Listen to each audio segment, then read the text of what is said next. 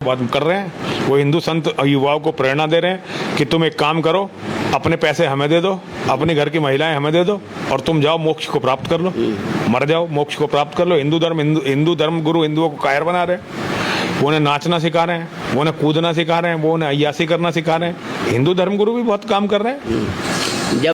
दोस्तों, ये शख्स जो खुद को महात्मा कहता है, जो सर पर संत का चोला ओढ़कर घूमता है, ये सोशल मीडिया के कैमरों के सामने बैठकर हमारे सनातन धर्म को, हमारे पूजनीय काबिल एहतराम गुरुओं को और हम सब हिंदुओं को टारगेट कर रहा है। इसकी हिम्मत देखिए। ये कहता है कि हिंदू धर्म गुरु हिंदुओं को कायर और बुज़दिल बना रहे हैं।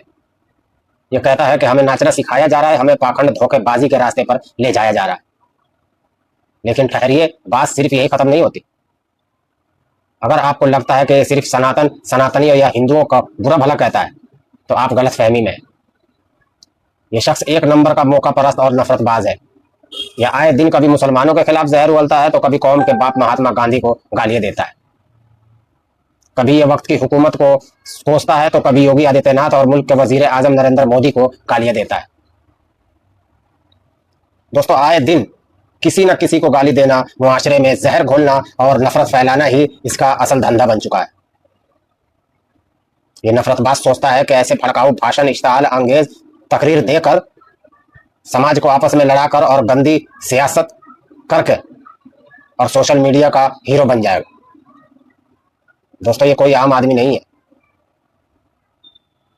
यह शख्स कई बार जेल भी जा चुका है। जी हाँ, कानून इसे सलाखों के पीछे भेज चुका है, लेकिन अफसोस जेल जाने के बाद भी इसकी अकल ठिकाने नहीं आई और ना ही यह शख्स कभी सुधरने वाला है।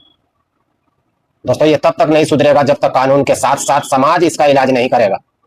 ये सुधरेगा तब जब हम और आप जागरूक होंगे, बेदार होंगे। दोस्तों, ऐसे पाखंडियों का अब सिर्फ सोशल मीडिया पर नहीं बल्कि सड़क से लेकर समाज तक हर जगह कड़ा विरोध, मुखालिफत होना चाहिए और दिल से बाइकआउट होना चाहिए। ना इन्हें कोई देखे और ना इन्हें कोई पूजे। ये फर्जी बाबा बिल्कुल भी पूजनीय के लायक नहीं है, इज्जत के लायक नहीं है। दोस्तों, जो हमारे संस्कारों को गाली दे वो संत कहलाने के लायक नहीं है। दोस्तों, गौर कीजिए, यह मामला सिर्फ किसी एक शख्स को गाली देने का नहीं है। यह हमारे समाजी ताने बाने पर सीधा हमला है। हमारा हिंदुस्तान, हमारा समाज हमेशा से आपसी भाईचारे, तहजीब और एक दूसरे के एहतराम से चला है, लेकिन यह डिजिटल नफरतबाज हमारे इसी समाजी इत्तेहाद को, हमारे अमनो अमान को तबाह करना चाहता है। दोस्तों, ये कभी एक तबके को दूसरे तबके से लड़ाता है, तो कभी हमारे संस्कारों का मजाक उड़ाता है और सस्ते व्यूज और सस्ती शोहरत के लिए हमारे सदियों पुराने भाईचारे की जड़ों में मिठास की जगह नफरत का तेजाब डाल रहा है। मैं पूछता हूं इस ढोंगी से और इस जैसे तमाम पाखंडियों से, जो सनातन धर्म हजारों सालों से दुनिया को ज्ञान, इल्म, विज्ञान, साइंस और रूहानियत का रास्ता दिखा रहा है, उसे तुम पाखंड कहते हो? जिस धर्म ने छत्रपति शिवाजी महाराज, महाराणा प्रताप और गुरु गोविंद सिंह जैसे वीर योद्धा बहादुर जंगजू दिए, उसके मानने वाले को तुम बुज़दिल कहते हो? मेरे हिंदू भाइयों, मेरे सनातनी वीरों, मैं आज इस वीडियो से आपसे सीधा बातचीत करने के लिए आया हूं कि कब खुलेंगी तुम्हारी आंखें?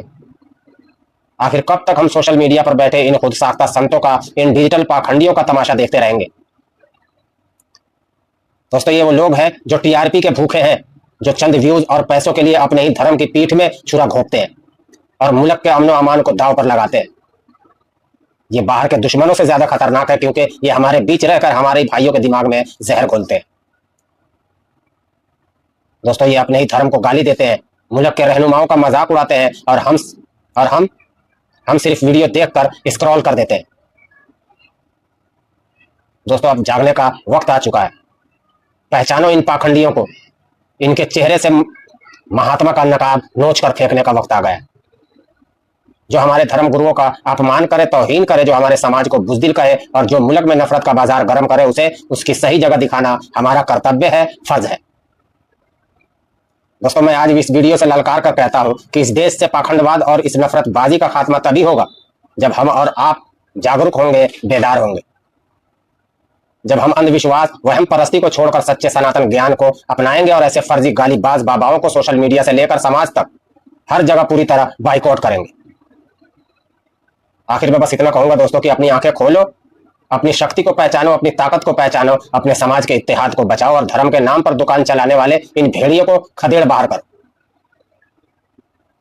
जय हिंद, जय भारत, जय संविधान।